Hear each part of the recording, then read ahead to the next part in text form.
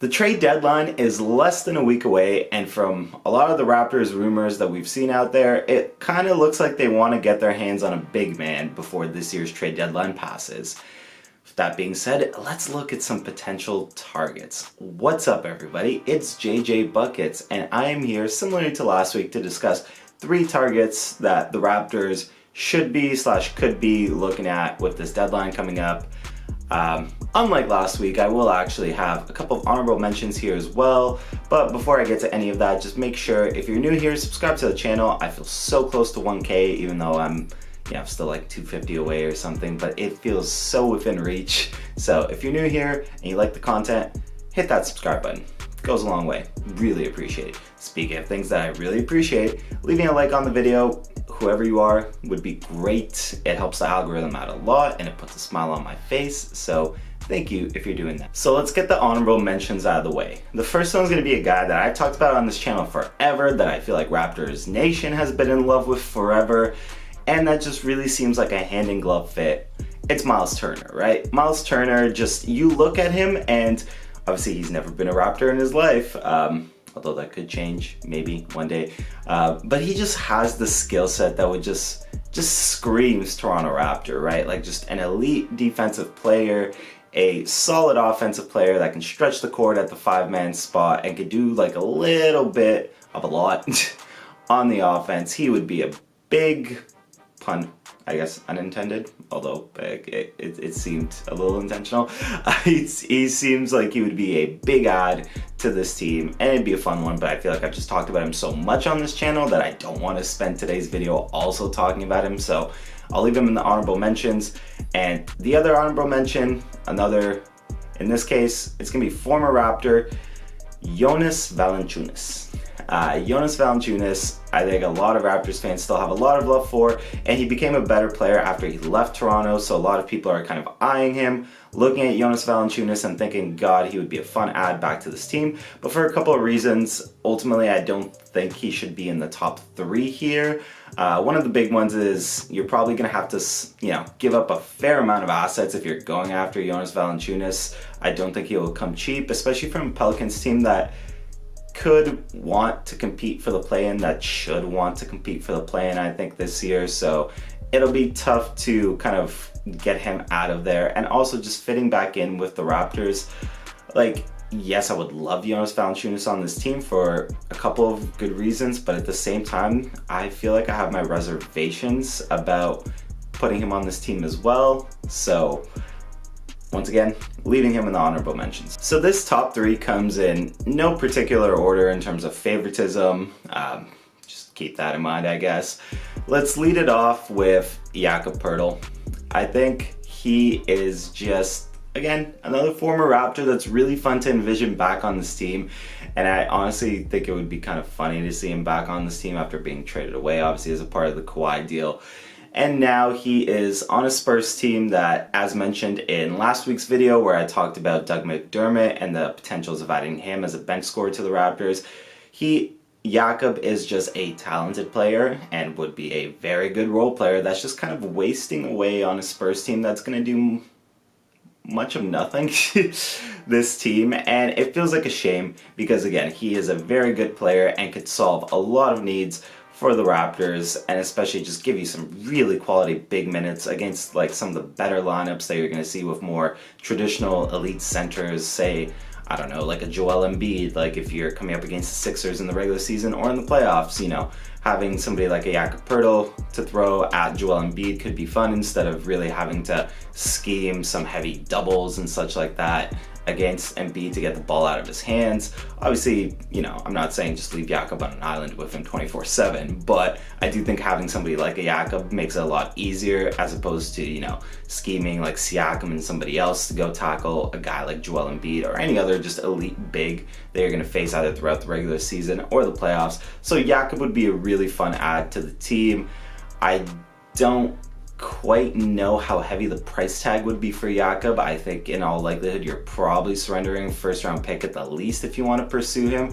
But I think if you're invested in this group, in this core, and you feel like you can afford to surrender a first-round pick to get a player of that caliber, I wouldn't be surprised if Masai, does pull the trigger on a trade like that. Next up is probably the most quote-unquote budget-friendly option of the three in terms of, I think, the value and what you're giving up for him wouldn't be as high as maybe some of these other names that have been thrown out here, and he could still be a very valuable piece to the team. Daniel THEIS. So, speaking of teams that are going absolutely nowhere this season, sorry Houston, the Rockets they're the Rockets. They're very clearly building towards the future. They don't have much of anything to compete for this season outside of, the first overall pick.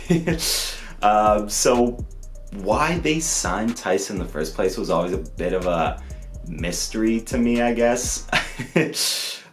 Somebody that was just a quality role player on a lot of solid teams. Like, he was a quality role player on the Celtics. He was a good role player for the Bulls as well, even though obviously they didn't do anything while he was there. But in particular, just if you can get something close to the version of what we saw on the Celtics from Daniel THEIS on this Raptors team, he'd be a very healthy add. I mean, obviously somebody that's not really a huge body for, a player that's, theoretically slotting into the 5. But with that being said, he plays way bigger than his size. He is a very good interior defender. I think he could help with a lot of energy stuff and just, helping hustle plays, cleaning up the glass, stuff like that. I think THEIS would be a fantastic low-cost add to this team. And in theory, hell, you could even talk about potentially, packaging Eric Gordon as well, getting rid of that Dragic contract, adding him back to this team. Although the Rockets have supposedly wanted a first-round pick for Gordon, so I don't necessarily know if you're doing that package together. I think getting THEIS by himself is more than fine, but just in terms of the money and the structures of the contract and getting the deal to work on that end, it might just be a little easier. In any case, though, THEIS, I think, healthy add to this team. Another guy that can stretch the court a little bit as well. So just a lot of good qualities that would really help the Raptors bench, or, the Raptor if they want to insert him into the starting lineup. But I think in all likelihood, he's probably definitively coming off the bench for your team, which is perfectly fine and a perfectly good role for a solid player that can help the squad. The last name here, similar to the first two, is just a guy stuck on a really, what's the polite way of saying this? Lackluster franchise, lackluster team, lackluster coaching staff, lackluster everything for the past, I don't know, 15-ish years for a while. Like, I'm talking about obviously the Sacramento Kings, and the name that I'm talking about is Richaun Holmes. The Kings, seemingly, while they haven't outright come and said it, I think they're ready to fire sale. I think they're ready to move a lot of names. And it's weird because it's a team that has, in theory, a lot of quality names on the squad, but just can't amount to anything. And again, I think that's a reflection of the organization more so than the actual players themselves. So when talking about those good players and when talking about Richaun Holmes, let's get him out of there and let's put him in a winning situation like Toronto. Obviously, Toronto here is competing for the playoffs. Richaun Holmes would be a very good add. Again, similar to THEIS, I think he's probably a guy that you're bringing off the bench and can really serve as just a quality energy guy, somebody that's good on the glass, somebody that can do a little bit of scoring, somebody that's a decent enough defender that he'll fit right in. Again, I think Holmes, solid add, solid bench piece that you could be giving to this team, and somebody that'll definitely help bench scoring in my opinion, which we obviously know is one of the biggest needs for the Raptors. And his price tag, I don't think it should be too high. I mean, I wouldn't expect to get him, pennies on the dollar, but you can make an argument that he'll cost less than Jakob Poeltl at least if you're making that trade. Holmes just would be a very good piece for a team that has playoff aspirations, would be a good bench contributor. Just, it's very easy to see him slotting in here. Like, I don't think there's really that much to say other than I look at Holmes, I look at the Raptors, I look at the fit together, and I like it. And that is pretty much gonna do it for me here today. What do you folks think? What do you think of the names that have been thrown out here? Do you think there's somebody that I missed? If there is, comment below. Let me know your feelings on that, or let me know your feelings on these guys in general, or dare I say it, should the Raptors just stand pat and be quiet this trade deadline? let's talk about all of it. Comment below, let me hear it. Other than that, going back to what I said at the beginning of the video, I will reiterate at least one more time. If you're new here, subscribe to the channel, goes a long way. The 1K goal is so in reach, I can taste it. And again, like the video, it does such a tremendous amount of help in the algorithm, and if you're doing that, even though I don't know who you are because likes are anonymous, you are a hero in my heart.